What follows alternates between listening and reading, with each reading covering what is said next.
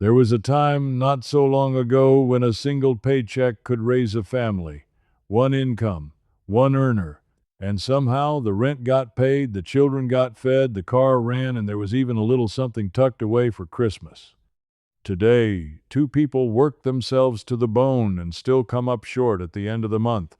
So what happened? What did they know back in the 1980s that we've somehow forgotten?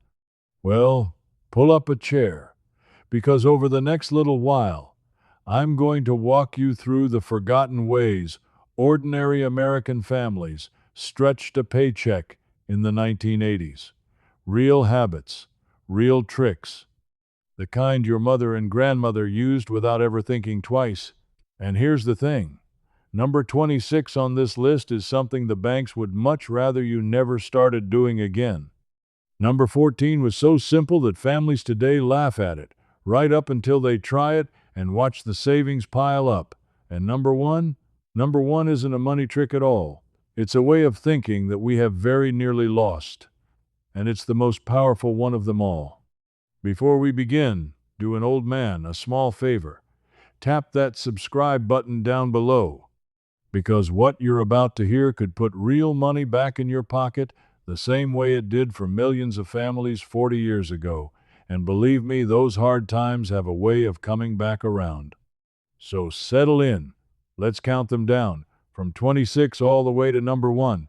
Let's start in the kitchen, because that's where the 1980s family saved the most. Number 26. The grocery list ruled the house. Nobody, and I mean nobody, walked into a grocery store in 1985 without a list in hand. That list was written at the kitchen table, against what was already in the cupboard, and against what was on sale in the newspaper. And here was the iron rule. If it wasn't on the list, it didn't go in the cart, period. It sounds almost too simple. But that little scrap of paper was a fortress against waste. There were no wandering the aisles, tossing in whatever caught your eye. No impulse buys at the register. The list was the plan, and the plan was the budget. Today we walk into a store with a phone in our hand and no plan at all, and we wonder where the money went. Grandma could have told you in 2 seconds flat. Number 25. Cash in envelopes. This one is a thing of beauty, and folks are rediscovering it even now. On payday, the money came home and got divided up into envelopes. One envelope for groceries, one for gas, one for the electric bill, one for church, one for fun, if there was anything left. And when an envelope was empty, that was it. You were done spending in that category until next payday. No credit card to fall back on. No overdraft. The envelope told you the truth, in cash, right there in your hand. You could feel your money. You could see it getting thinner, and that feeling kept a whole generation out of debt. We've traded that for a plastic card that hides the pain until the bill comes due. And come due, it always does. Number 24. The price book. Now here's a clever one that the sharpest homemakers swore by. They kept a little notebook, and in it they wrote down the price of the things they bought most often. A loaf of bread at this store, a gallon of milk at that one, a pound of ground beef somewhere else. Why on earth would they do that? Because it meant they knew, down to the penny, what a fair price really was. When the store slapped a big sale sign on something, Grandma knew in an instant whether it was truly a bargain or just a trick. The store was counting on you not remembering. She remembered. That little book turned her into the sharpest shopper in town, and it saved a small fortune over a year. Number 23. Cooking from scratch. In the 1980s, convenience food was creeping in, but most families still cooked from scratch. And for one simple reason. It was far, far cheaper. A bag of flour, a sack of potatoes, a few cents worth of dried beans, and a little know-how could feed a family for next to nothing. A pot of beans simmering on the stove, bread baking in the oven, a big pot of soup that stretched across 3 days. These weren't fancy meals, but they were honest, filling, and they cost a fraction of what we spend today on boxes and bags and takeout. The kitchen was the engine of the household economy. and the woman who ran it well could save more money in a week than her husband could earn in overtime. Number 22. Leftovers were sacred. Nothing, and I mean nothing, got thrown away. Sunday's roast became Monday's sandwiches and then Tuesday's soup. The bones went into a pot to make stock. The vegetable scraps went in right alongside them. A little bit of this and a little bit of that, all saved in containers in the icebox, would come together at the end of the week into what they lovingly called must-go night. Everything that must go. Folks today scrape half their plate into the trash without a second thought. To a family in 1985, that was throwing money straight in the garbage. They knew that the food you already paid for is the cheapest food there is. Wasting it was a small sin. Using every last bit of it was a quiet kind of pride. Number 21. The garden and the canning jars. Come summer, the backyard went to work. Tomatoes, beans, cucumbers, squash, all grown for pennies from a packet of seeds. And what the family couldn't eat fresh, they put up for winter. The kitchen would fill with steam in late summer as the canning jars came out. Tomatoes became sauce, cucumbers became pickles, berries became jam. Whole shelves in the basement filled up with mason jars that would feed the family clear through the spring. It was work, yes. But it meant that when the grocery prices climbed in the cold months, this family barely noticed. They were eating out of the garden they'd grown in June. Self-reliance, sealed in a jar. Now, before we move on from the kitchen, let me ask you something. Are you starting to notice the pattern here? Not one of these tricks required a special app, or a coupon website, or a fancy gadget. Every single one was just attention and a little discipline and the willingness to do for yourself what we now pay others to do for us. Keep that in mind, because it only gets better from here. Let's move now from the kitchen to the home itself and how families ran a whole household on next to nothing. Number 20. Make it last or do without. There was a saying that hung in a great many kitchens back then. Use it up, wear it out, make it do or do without. That wasn't a cute decoration, that was a way of life. A coat was mended, not replaced. A pair of shoes was resold. Furniture was repaired and passed down, not hauled to the curb. When something broke, the first question was never, where do I buy a new one? It was, can this be fixed? And 9 times out of 10, it could. We live in a throwaway world now. They lived in a make-it-last world, and their wallets were all the fatter for it. Number 19. The clothesline. Step into any backyard on a sunny day in the 1980s and you'd see it. Laundry flapping in the breeze on the line. Now, the electric dryer existed, sure, but running it cost money every single load, and the sun and the wind were free, so families hung their wash out to dry from spring to fall, and sometimes right through the winter on a line strung up in the basement. It cost nothing. It made the clothes last longer, too, because the dryer's heat is hard on fabric. A small thing, you might say. But small things, repeated week after week, year after year, add up to real money. That was the whole secret, really. 100 small things. Number 18. One thermostat, watched like a hawk. Heating and cooling cost money, and the family of the 1980s guarded that thermostat like it held the family fortune. In winter, you put on a sweater before you touched the dial. You closed off the rooms nobody was using. At night, the heat came down and the extra blanket came out. Were you born in a barn? Close that door. How many of us heard that growing up? It wasn't really about the door. It was about the heat and the money, escaping out into the cold.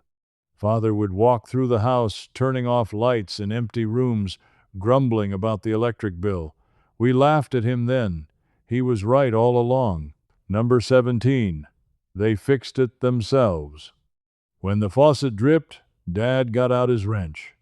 When the lamp stopped working, he rewired it at the kitchen table. When the car made a funny noise, he popped the hood on a Saturday morning before he'd dream of paying a mechanic. People knew how to do things back then. Basic repairs, basic maintenance, the kind of skills that saved a fortune in service calls and labor charges. And what they didn't know, They learned from a neighbor, or a library book, or a brother-in-law who owed them a favor. Today, we call a professional and reach for the credit card the moment anything goes wrong. They reached for the toolbox first, and that toolbox paid for itself 1,000 times over. Number 16. The library was the entertainment budget. Books, magazines, records, and later even movies, all free, all down at the public library. A family looking to save didn't buy entertainment, they borrowed it. Saturday afternoons at the library were a ritual. The children picked out their stacks of books for the week. It cost nothing. It kept the kids reading, and it spared the family from buying things that would just gather dust on a shelf. In a world that's forever trying to sell us another subscription, there's a deep wisdom in remembering that some of the very best things in life were always, and still are, completely free. Number 15. Hand-me-downs and the mending basket. Children grow like weeds, and buying new clothes every season would bankrupt anyone. So clothes were handed down, from the oldest to the youngest, from cousin to cousin, from neighbor to neighbor. A good winter coat might dress 3 or 4 children before it was finally worn out. And in the corner of the living room sat the mending basket, a missing button, a torn seam, a hole in the knee. None of it meant the end of a garment. It meant 10 minutes, with a needle and thread. Mother could make a child's wardrobe last for years. We throw clothes away today over a single loose button. They'd have shaken their heads at the waste of it. Number 14. They walked, or they sent one car to do it all. Here's the one I mentioned at the start, the one folks laugh at until they try it. Families in the 1980s simply didn't drive everywhere. They walked to the corner store, the children walked or biked to school, and the family car, for most, was just one car, and it was driven with great care and planning. Errands were bundled together into a single trip, never run one at a time. The car was maintained so it would last 15-20 years, not traded in every 3. Gas was a real expense, watched closely. We've built our whole lives around driving for every little thing, and the cost of it drains us dry. They kept their world a little closer to home, and they kept a great deal more money in their pockets. Let me pause here for just a moment. We're halfway down the list now, and I hope you're starting to feel something familiar in all of this. Maybe you remember your own mother doing these very things. Maybe you're realizing you've drifted away from habits you once knew by heart. If a memory has come back to you, hold on to it. And if you're finding value here, do an old man a kindness and let me know down in the comments. It means more than you know. Now, let's keep going. The best ones are still ahead. Now let's talk about money itself and the hard-nosed habits that kept families in the black. Number 13. They saved first and spent what was left. Here's a reversal that changed everything. Most folks today spend their money and then try to save whatever happens to be left over at the end of the month, which, more often than not, is nothing at all. The 1980s family did it backward. The moment the paycheck came in, a little was set aside for savings first, right off the top, before a single bill was paid. They called it paying yourself first, even if it was just a few dollars. That savings was untouchable. It wasn't what was left over. It was the first thing taken out. And over the years, those small amounts, set aside faithfully, grew into the cushion that carried families through hard times. It's a simple flip, but it makes all the difference in the world. Number 12. Layaway instead of credit. Before everyone had a wallet full of credit cards, there was layaway. You'd go to the store, pick out the item you wanted, and the store would set it aside for you. Then you'd pay it off a little at a time, week by week, and only when it was fully paid for did you take it home. Now think about how different that is. With layaway, you saved up for the thing, and then you owned it free and clear. With credit, you take the thing home today and pay for it for months, with interest piled on top. The 1980s family understood, in their bones, the difference between those two paths. One leads to ownership, the other leads to debt. They chose ownership. We were taught to choose debt. and we've been paying for it ever since. Number 11. If you couldn't afford it, you didn't buy it. This sounds so obvious that it's almost painful to say out loud, but it was the bedrock of how that generation lived. If the money wasn't there, you didn't buy the thing. You waited. You saved. You went without until you could truly afford it. There was no shame in waiting. There was no shame in saying, we can't afford that right now. It was just honest. A family knew the difference between what they wanted and what they could have, and they lived inside that line. Today we're told we can have anything we want this very instant just by borrowing against tomorrow. They knew better. They knew that wait is one of the most powerful money words there is. Number 10. One income, one budget, no surprises. A great many families ran on a single income, and they did it by knowing exactly where every dollar went. The budget wasn't a vague idea. It was written down. Income at the top, every expense listed below. And it had to balance. When you live that close to the bone, you don't get surprised by your own spending. You know the electric bill is coming because you've already set the money aside. You know what's left for groceries because you did the math on Sunday night. That clarity, that control is something a lot of folks have lost entirely. They knew their numbers. And knowing your numbers is the beginning of all financial peace. Number 9. Buying used and buying quality. The 1980s family had a sharp eye for two things: buying used and buying things that lasted. Yard sales on a Saturday morning, the classified ads in the newspaper. Hand-me-down furniture from a relative. But here's the wisdom in it. When they did buy something new, they bought quality, the kind of thing that would last 20 years, not 2. A good cast iron pan, a solid wood table, a well-made pair of boots. They understood that cheap things bought over and over end up costing far more than one good thing bought once. Buy it nice or buy it twice, as the old saying goes. They bought it nice, and then they kept it for life. Number 8. They paid in cash and felt every dollar. There's something about handing over cash that makes you feel the cost of a thing. You count it out. You watch it leave your hand. You see how much is left in your wallet afterward.